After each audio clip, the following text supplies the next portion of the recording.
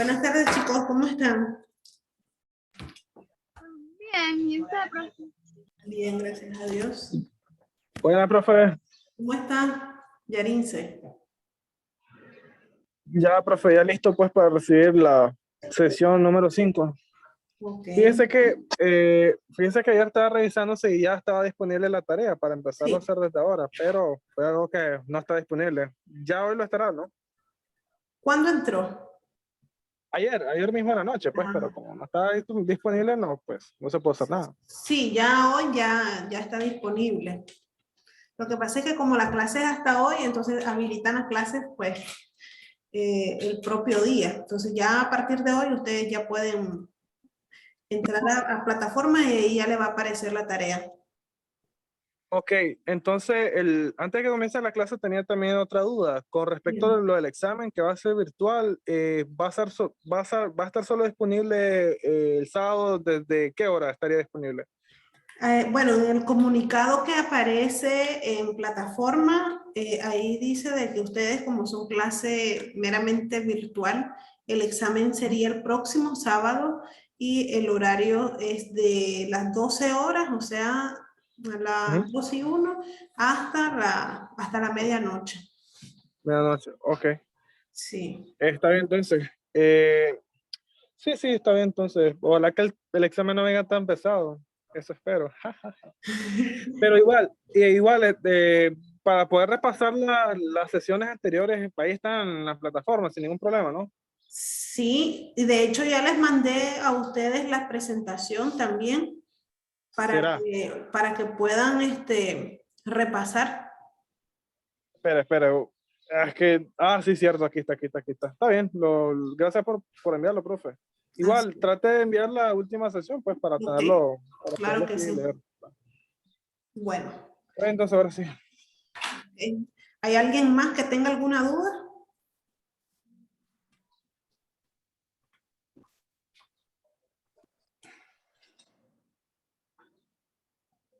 ¿No hay Creo que ya nadie? todo está claro. Ok, bueno, voy a pasar a asistencia entonces para que empecemos la sesión del día de hoy. Lender Aburto Picado. Presente. Aguilar Pichardo Aldualí. Presente. Yarince. Presente, profe. Castillo Pérez Jensi. Jensi, ¿no está Jensi? Delgado Vázquez Josué Alberto. Presente. Estrada Pérez Gema Valeria. No está Gema. Profe, iba viajando, Valeria. Guido Rocha Lucy Osmari.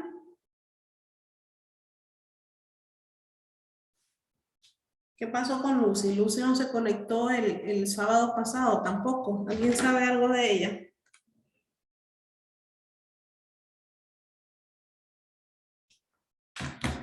Ok, ausente. Gutiérrez Mairena Yorlan. Presente. Martín, Presente. Enrique Salvador. Acaba de mandar un mensaje. No se va a conectar, profe, no Sí. se va a conectar, va manejando. Martínez Barrera Joyce. Presente. Murillo Cortés María Ángel de Jesús. Ya me justificó. Rivas Carcache Carlos Emilio. Presente. Ruiz Ramírez Michelle Nicole. Presente, profe. Urroz Hernández Catiusca. Presente. Zavala Marín Giovanela. Sí, Giovanela está justificada. Y Katy de Los Ángeles López Castro. Katy, ¿no vino Katy a clase? Sí vino, profe, pero se fue. Ok. Bueno. Jensi tampoco no vino. Emma, Lucio Mari, qué raro, ya Luz María tiene 3 ausencias. Ya le dio el mensaje de Salvador, ¿verdad? Sí, ya lo leí. Bueno, vamos a empezar la clase, chicos, del día de hoy. Con la clase del día de hoy terminamos el tema de la clasificación de las obligaciones. Ya con esto lo doy por terminado, ya hoy cerramos. Para aquellos que no han entrado a plataforma y no saben de qué se trata la tarea, pues la tarea, ustedes van a realizar un cuadro sinóptico de todas las clasificaciones de las obligaciones que hemos visto durante las 5 sesiones de clase. O sea, que es un cuadro sinóptico bastante extenso. ¿Por qué? Porque van a hablar de todos los tipos de clasificaciones que hemos visto. Entonces, para que ya vayan pensando cómo lo van a realizar, cómo lo van a hacer, cómo lo van a diseñar. Pero, disculpe, pero si es un cuadro sinóptico de lo que nos está pidiendo, tiene que ser de una manera sintetizada, a pesar que sea bastante, Sí, ¿no? claro, a pesar que sea bastante, no es que me van a poner todo, o sea, No, eso ya sería por copy-paste. ejemplo, de la clasificación de los negocios bilaterales. Ujú. ¿A qué se refiere? Cosas, o sea, sintetizado. Ah, ok. Van a llenarlo. Pero, Bueno, sí. pero, disculpe, pero ahora que lo pienso, lo voy a hacer igual, o sea, sintetizado, refiriéndome a un cuadro sinóptico, pero ahí tengo una aplicación en la computadora, Mapstool, creo que se llama, que es como forma de cuadrito, que se hace así, ¿Sí? no como el cuadro sinóptico tradicional, pues, pero de igual Sí. manera funciona, o sea, pues ya lo aclaro desde ahora, ¿no? Ok. Sí, Todo así es de que comenzamos. plataforma pueda abrir ese archivo. O sea, no sé si lo puede convertir en PDF después. Ah, sí, sí, Para creo que lo, porque a veces me bueno, sí lo mandan podría tareas convertir en PDF. y el archivo Ajá. no se puede abrir en muchos Ah, casos porque tal vez el formato no es compatible. O sea, si van a trabajar con una plataforma diferente a Word o diferente a PDF, prefiero que ujú. conviertan el documento en cualquiera de esos dos. Y así lo subo. ¿Puede ser en Word En o PDF. en PDF? Ok, está bien. Ok, Acá. vamos a empezar entonces la sesión número 5. Vamos a estar hablando en esta ocasión de aquellas obligaciones con pluralidad de sujetos. El mismo nombre lo indica, ¿verdad? Cuando hablamos de obligaciones con pluralidad de sujetos, porque estamos hablando de que hay varias personas involucradas. Normalmente la relación obligacional se constituye entre 2 personas. O sea, ¿se acuerdan de aquel cuadrito que yo les puse acerca de los elementos de una obligación y decíamos deudor, acreedor y la deuda? En este caso sería el objeto. Eso es, básicamente es una obligación normal, ¿verdad? Pero hay excepciones a toda regla, ¿verdad? Y en muchas ocasiones existe lo que es la pluralidad de los sujetos. ¿A qué nos estamos refiriendo a esto? Nos referimos cuando en aquella obligación hay varios sujetos activos, es decir, hay varios acreedores o varios sujetos pasivos, es decir, varios deudores. Hay obligaciones en las que se puede presentar este tipo de acontecimientos. Dice que la pluralidad puede ser originaria cuando nace con la obligación, es decir, desde el inicio de la obligación ya existían los 5 acreedores y un deudor, o por ejemplo, un acreedor y 4 o 5 deudores. Eso se le conoce como originaria. Y también está la derivada, que es cuando el sujeto activo o pasivo es sustituido por otros. Es decir, por ejemplo, varios herederos por la muerte del acreedor o deudor, cesión de crédito a varias personas. ¿Qué es lo que pasa? Cuando, por ejemplo, uno muere y uno tiene varios hijos, entonces los herederos si en este caso existe una obligación por parte del testador, es decir, la persona que murió, y él estaba obligado a pagar una cantidad de dinero a su acreedor, entonces pasamos de que solamente exista un deudor, es decir, una sola persona, a que existan varios deudores por medio de la herencia. En este caso, pues vendrían todos los hijos herederos a asumir la responsabilidad de la obligación que tenía o que les dejó su papá. Entonces, ese tipo de obligación, estamos en presencia de una pluralidad derivada. Ok, vamos a ver ahora estas obligaciones con sujetos múltiples. Como concepto les muestro esta que está aquí, que dice que son aquellas obligaciones en que intervienen varios sujetos activos o varios sujetos pasivos. Es decir, hay una pluralidad de acreedores o pluralidad de deudores.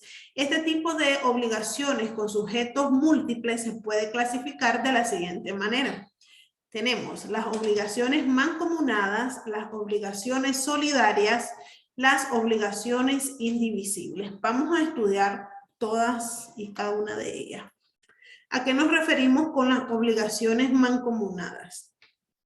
No sé si ustedes en alguna ocasión lograron escuchar en el tema de familia, cuando uno se casaba, que nos vamos a casar por bienes mancomunados. ¿Se acuerdan de ese término? Sí. Ya lo había escuchado en derecho de familia, si no me equivoco, lo mancomunado. Ok, entonces ya tienen más o menos una idea de a qué nos referimos con obligaciones mancomunadas. Fíjense bien en este concepto que aparece aquí. Sé que la mancomunidad puede ser de acreedores, puede ser de deudores o puede ser mixta. De acreedores y de deudores de muy rara aplicación. Dice, es mancomunada la obligación cuando cada acreedor solo puede exigir del deudor la parte que le corresponde en el crédito y cada deudor solo está obligado a pagar su parte en la deuda. La mancomunidad puede ser inicial o puede ser también sobrevenida en los casos de muerte del acreedor o deudor que deja varios herederos, como era el caso que yo les estaba explicando. ¿Por qué es mancomunada? Porque puede tener varios acreedores, puede existir varios deudores, pero dice que la obligación es mancomunada cuando se divide entre varios sujetos activos o pasivos. Si hay varios acreedores, cada uno no podrá reclamar sino su parte. Es decir, es mancomunada, pero vos no podés pedir más que la de la parte que a vos te corresponde. Y no podrá ser demandado sino por su porción. Es decir, si hay tenemos varios acreedores, ¿verdad? Y varios deudores.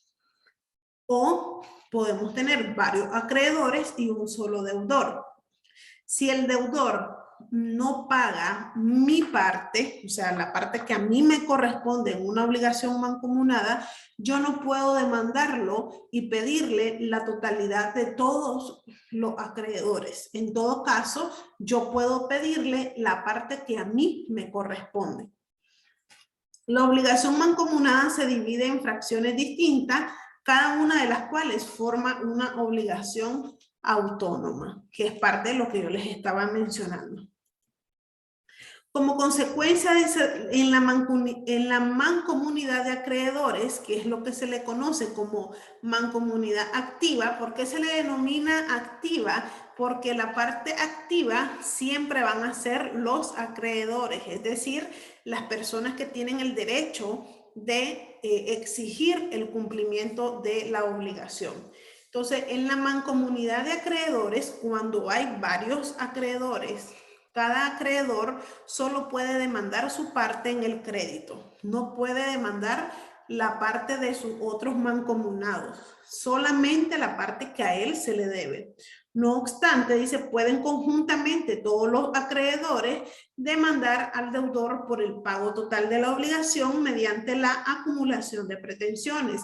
Cuando ustedes vean la parte de procesal civil, ustedes van a ver una parte que se le denomina la acumulación de pretensiones. ¿Cuándo sucede esto? Cuando precisamente estamos en presencia de una mancomunidad activa, es decir, que hay varios acreedores que están demandando a una sola persona por el pago total de lo que le deben. La reclamación de cada acreedor solamente interrumpe la prescripción y constituye en mora al deudor en la parte del crédito de que es titular.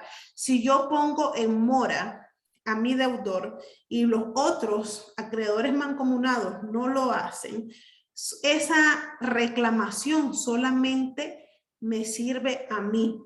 Es decir, sobre la parte que el deudor me debe a mí, no a los demás acreedores. La suspensión de la prescripción a favor de uno de los acreedores no aprovecha el otro. Si prescribe la acción para uno, no significa que va a prescribir, en este caso, la acción para los demás. Acuérdense de que es mancomunada, pero aquí los créditos son autónomos. Es decir, el deudor tiene que responder por cada uno de los acreedores. La cosa juzgada, la novación, la confusión, la compensación, la remisión, todas estas son formas de extinguir las obligaciones que más adelante creo que ya al finalizar las sesiones las vamos a ir viendo cada una de ellas. Ya que estas solo afectan a la parte del crédito del acreedor con quien se realizan estas figuras. Por ejemplo, si hay varios acreedores y, por ejemplo, Yarince, por ejemplo, Josué, por ejemplo, Aldo, y esto es yo, somos 4 acreedores, y Joyce es la deudora. Entonces vengo yo y le digo a Joyce que quiero hacer una compensación con ella, o quiero hacer una novación. Entonces, el hecho de que yo haga esta figura jurídica con ella sobre mi crédito no significa de que el crédito que tiene con los demás acreedores se vea afectado por ese hecho que nosotros acabamos de hacer. Eso es lo que significa eso. Ahora vamos a ver cuando la mancomunidad es de deudores, es decir, la mancomunidad pasiva. El deudor solo está obligado a pagar su parte o cuota sin perjuicio de que el acreedor pueda acumular otras acciones en contra del deudor demandado. Es decir, si hay varios deudores, se debe la cantidad de 15,000 córdobas y esa cantidad se debe entre 5, entonces significa que cada uno debe 3,000. Yo no puedo pagar 6,000 córdobas. Yo como deudor voy a pagar la parte que a mí me corresponde. La interrupción de la prescripción que hace el acreedor en contra de uno de los deudores, solo contra ese deudor se produce y no contra los otros codeudores. Si uno o varios de los codeudores fueren insolventes, los otros codeudores no están obligados a satisfacer la parte de deuda que a aquellos les correspondía, que es parte de lo que yo les estaba mencionando. Si yo como codeudora estoy insolvente, esto no quiere decir que mis otros codeudores están obligados a pagar la parte que a mí me correspondía. La suspensión de la prescripción respecto de uno de los deudores de la obligación no aprovecha ni perjudica a los otros acreedores y deudores, que es lo que les mencionaba anteriormente. La mora de uno de los codeudores no perjudica a otros. Por ejemplo, si el codeudor A es moroso, no por eso lo son sus codeudores B y C. Recuerden de que esto es mancomunado, pero los créditos son autónomos. Entonces no podemos perjudicar a los otros codeudores o los otros acreedores solo por la situación de uno. La cosa juzgada contra uno de los deudores no afecta a los otros codeudores. Los otros van a tener que pagar su crédito y la parte que les corresponde. Y la extinción de la obligación de uno de los deudores se realiza con independencia de las obligaciones de los otros codeudores. De aquí que la novación, la remisión, la confusión entre el deudor y el acreedor solo afecta a la parte de crédito en que opera, que es parte igual de lo que ya les había mencionado cuando, por ejemplo, en el caso que yo les ponía de que habían 4 acreedores y Joyce era la deudora. Entonces, ¿qué pasa cuando las cosas es al revés? Hay varios deudores y solo yo soy la acreedora. Entonces vengo yo como acreedora, hago una novación con uno de los codeudores y a él se le extingue la obligación, pero los demás tienen que pagar la parte que le corresponde. Luego tenemos las obligaciones indivisibles. ¿Se acuerdan ustedes cuando hablamos de las cosas divisibles, las cosas indivisibles?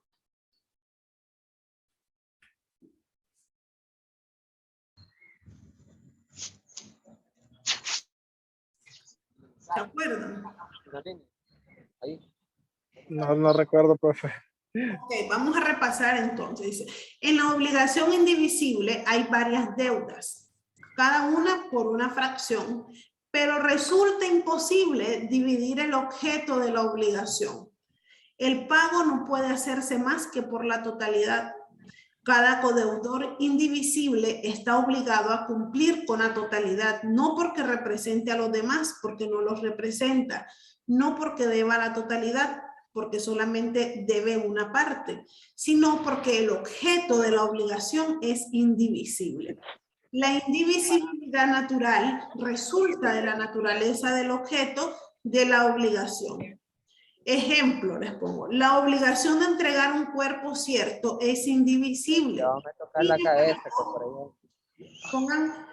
Les voy a pedir que pongan su micrófono en silencio para que por favor podamos, en este caso, escuchar bien la presentación. Entonces dice, ejemplo, la obligación de entregar un cuerpo cierto es indivisible. Sin embargo, cuando la obligación se encuentra reemplazada por la condena a una suma de dinero a título de daños y perjuicios por ser divisible a su objeto, la obligación deja de ser indivisible. ¿Cuál puede ser una obligación indivisible? A ver, pregunta. Una obligación indivisible. Por ejemplo, puede ser la entrega de un vehículo. Usted puede entregar un vehículo en partes y que funcione la normalidad. Puede entregar solo el motor, puede entregar solo una llanta, puede entregar solamente los asientos, ¿verdad que no? No se puede, tiene que ser completo. Exactamente. Pasa lo mismo. Ahora, poniendo ese ejemplo del carro, me hace recordar las veces que compro algunas cosas en el mercado y los productores en sí, la gente que lo distribuye, si me dice tal, no sé, por ejemplo, una docena de naranja es una docena, no te lo venden así, pues, media docena o menos, o solo uno. Igual pasa lo mismo con lo del carro. Y creo que también aplica ese ejemplo, ¿no? O sea, lo tienen que vender completo, ¿no?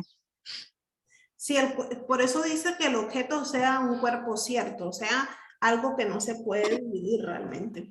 Fíjense lo que como dice. un televisor, algo así. Ajá, por ejemplo, un televisor no solamente va a entregar el control remoto. ¿Qué hace alguien solamente con un control remoto?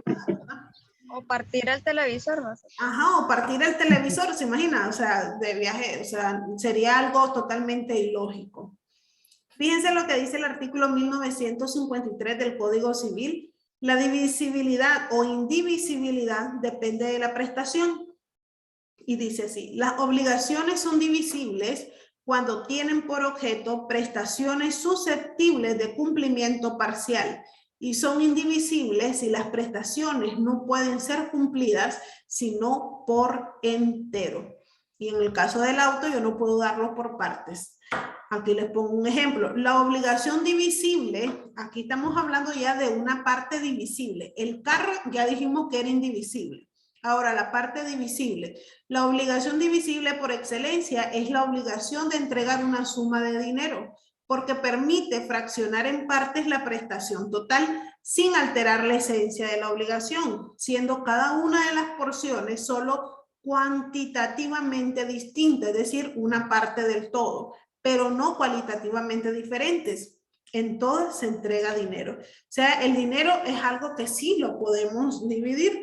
Por ejemplo, si la deuda es de 10.000 Córdoba, entonces podemos poner de que una parte va a ser 5.000, otra parte va a ser 3.000 y otra parte concluir con los 10.000. Se puede dividir y siempre se va a mantener el valor en este caso, pues del objeto, ¿no? Que es el dinero, la moneda o en este caso, pues el billete. Creo que, bueno, no sé si se me va a terminar el tiempo, pero si a un caso se me acaba el tiempo, yo mando otra invitación. Vamos a ver hasta dónde llegamos. Bien, ¿se acuerdan de que el sábado pasado, perdón, estuvimos hablando sobre las obligaciones de dar? ¿Se acuerdan? Las obligaciones de dar, hacer, ¿y cuál era la otra? ¿Cuál era la otra? O dejar de hacer, espérame, no conozco. De hacer, creo yo que era también. De lo que yo me acuerdo que eso estaba como en el código, en el concepto de las obligaciones. Sí. Una persona le compele a otra el exigir de dar, hacer o dejar de hacer algo. Sí. Siguiendo esta misma clasificación de las obligaciones, en este caso divisibles o indivisibles, dentro de esta otra clasificación de las obligaciones de dar, también nos podemos encontrar con obligaciones de dar alguna cosa divisible o indivisible. Fíjense bien en lo que dice el artículo 1955. Se dispone que las obligaciones de dar son divisibles cuando se tienen por objeto entregas de sumas de dinero o de otras cantidades, o cuando teniendo por objeto la entrega de cosas inciertas no fungibles. Comprenden un número de ellas de la misma especie que sea igual al número de acreedores o deudores o a su múltiplo. Y aquí les pongo un ejemplo de esas obligaciones de dar algo que sea divisible.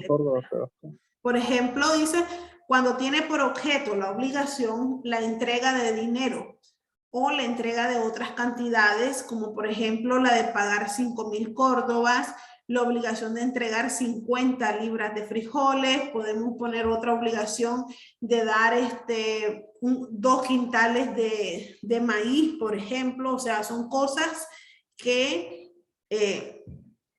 se pueden dividir, o sea, no pasa nada si se divide, porque de todas formas se puede cumplir con la obligación sin destruir, en este caso, pues, el objeto. Cuando teniendo por objeto cosas inciertas, no fungibles, comprende un número de ellas de la misma especie que sea igual al número de acreedores o deudores a su múltiplo. Por ejemplo, entregar 4 caballos a 2 acreedores. Esto también está dentro de las obligaciones de dar. Por el contrario, dice, las obligaciones de dar son indivisibles. ¿Cuándo una obligación de dar se puede convertir en indivisible? Cuando tienen por objeto cosas de cuerpo cierto. Las cosas de cuerpo cierto, para que lo tengan un poco más explicado, dice que cuando está determinada de tal manera que se hace totalmente diferenciable de los demás. Estamos en un rebaño, ¿verdad? De caballos, por ejemplo. Pero hay un caballo que se llama leopardo. Un ejemplo, ¿verdad? Entonces, ese animal va a ser un objeto de cuerpo cierto. ¿Por qué? Porque está totalmente diferenciado entre todos los demás animales. Ya se sabe que el caballo leopardo tiene esta característica específica de esta raza, o sea, está algo determinable. Por lo que se convierte en una obligación de dar y es una cosa indivisible. No podés dar otro caballo de otra raza porque ya estás determinando a quién es que tenés que dar. Cuando tengan por objetos cosas inciertas no fungibles y el número de ellas no coincide con el número de acreedores o de deudores. Por ejemplo, 4 caballos a 3 acreedores. Entonces podemos decir que las obligaciones de hacer son indivisibles. Dice así, por ejemplo, la obligación de construir una casa, de escribir un libro, de hacer un cuadro, de componer